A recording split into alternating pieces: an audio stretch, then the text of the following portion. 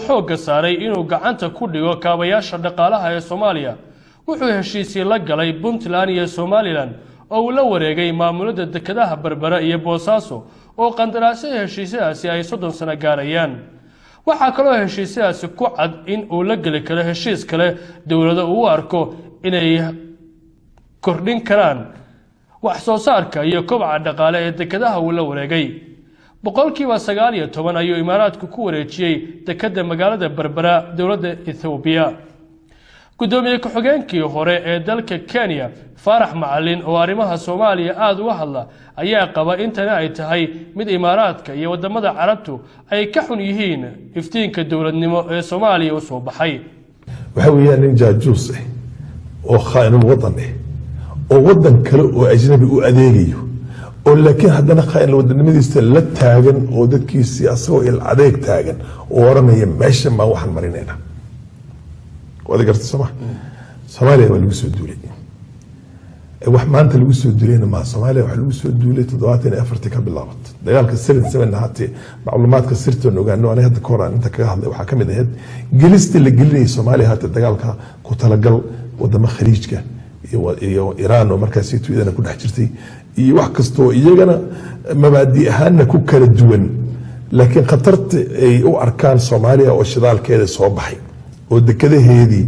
la kiciyay oo la dhisay oo nolosheedii la isku dubariday khatarta ay ka soo gelinayso iyaga noloshoodii ayay waxay ku heshiiyeen xukunkii ka taagnaa marka Ciraaq oo bacthista ah waa Arab nationalism ama bacthista oo maartay Saddam Hussein oo kamid ah khaliijkii oo boqortooyay oo Sacuudigii iyo Imaaraadkii wax la mid ka ahaa Iran oo marka Pahlavi iyagana ay boqortooyay haysteen dadkaas oo dhan oo iyagana dhibaatooyin khaas u dhaxayso ayaa haddana waxay istuseen haday Soomaaliya shidaalkeeda la soo saaro anaga Persian Gulf khaliij al-Faris مثل khaliij al-Arab nabasuu yaqaan waxa weeyaan suuqana uu xirmaya markaas Soomaaliya la yiraahdo waa uu garab taagan yahay dagaalgal ruushka oo garab u ahaana laga saaray laba dhaxda marka Mareykankana dad bay ku lahaayeen lobby group iyo system bay ku lahaayeen Soomaaliya inta oo laga soo saaray maxaa oil companies baa jiray bariga laba dhaxda la soo dhigay dagaalka markay gashay laba dhinac looga baxay colaadii baa weli socotaa wax allaala waxa nagu dhacay oo dhan dawladaha Afrikaanka oo maartay ku jiraanka waa iyagana waa iska qawsaar lagu adeeganayo weeyaan in loo dal raacsado geel raacsado maartay markuu soo hiidaa asagana amel caanay la siiyo oo wax weyn aan loo haynin amal weeyaan wala dhaqaaleeyaa si loo yar dhaqaaleeyaa kun jiraanka laakiin dhabta colaadda Soomaaliyeed waxay ka socotaa khaliijka wayna la soo shacbixeen hadda oo hatta gabashadii iyo xigmadii ma jirto waa mid oo ninka mukhaabaraadka Sacuudiga ugu weyn uu yiri Ethiopia la wareegta Soomaaliya soo ka hadlayna oo yahuudana la hadlayo يعني معناها هذا وحكتو سيسا وحي الصومالي إيه كداشي أو دنب كنتن كسانا مسلحين كسانا صورة فإيه تاقنا نظر دنبه وعرب بينون هاي إسلام بينون إسلام هاي واحد بين إسلام لا يقول هي نسوح بكجر ومارتي أنو إسلام بان هاي صومالي بان هاي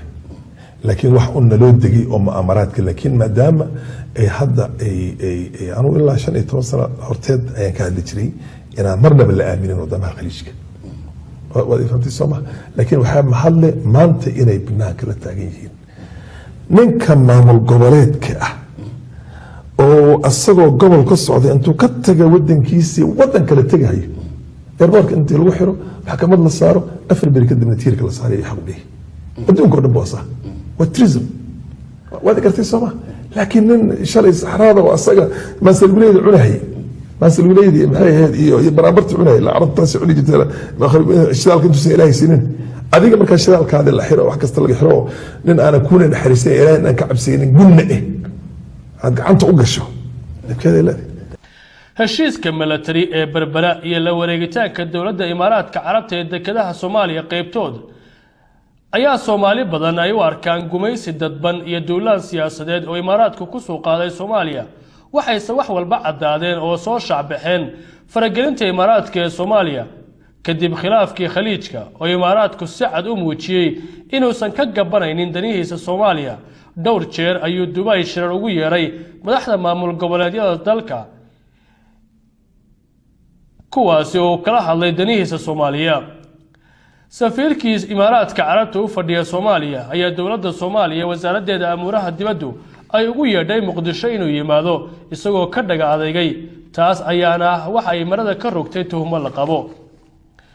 Muqdisho waxa ciidamo uu tababaray Imaaraadka Carabta oo ka tirsan ciidamada xoogga ay weerareen hoyga uu Muqdisho ka degan yahay Senator Cabdi Xasan Cawaale Qaybdiid. dowladda Soomaaliya ayaa sheegtay inay ka xuntahay falkaasi walow baaritaano ay socdaan. xildhibaano iyo madax ka tirsan maamul goboleedyada ayaa maalmahan iyana ku shirsanaa Dubai iyo siyaasiyiin xilal sare ka soo qabtay Soomaaliya. cara ayaa laga muujiyay falkaasi iyo Imaaraadka Carabtu mu'aamarada uu ka wada Soomaaliya. gudoomiye ku-xigeenkii hore ee baarlamaanka Kenya Faarax Macalin oo si weyn ugu fogaan arrimaha Soomaaliya aana la gaban mowqifkiisa inuu si cad u sheego ayaa sheegay in Imaaraadka iyo Carabtu ay curiyaaminayaan dhaqaalaha Soomaaliya iyo dowladda urdanka ee Soomaaliya. boggiisa Twitter-ka ayuu ku soo qoray codsi uu jeediyay madaxweynaha Soomaaliya iyo ra'iisul wasaaraha isagoo sheegay in wixii ka dhacay Muqdisho shalay haddii cadeymo rasmi loo helo dowladda Soomaaliya ay erido safiirka Imaaraadka u jooga Muqdisho isla markaana ay ka feejignaato tabaha ay u maleegayaan wadamada Carbeed. kadib khilaafkii Khaliijka dowladaha Carabta ayaa si weyn galaangal ugu yeeshay Soomaaliya waxayna u kala baratamayaan danahooda Soomaaliya ay ka leeyihiin. qaybtood waxay sheegeen in dhowr boqol oo milyan oo dollar ay ku bixinayaan maalgashi Soomaaliya laakiin xeeldeerayaasha Soomaalida ayaa qaba intaasi ay tahay gumaysi hor leh oo Carabtu ay ku soo qaaday Soomaaliya.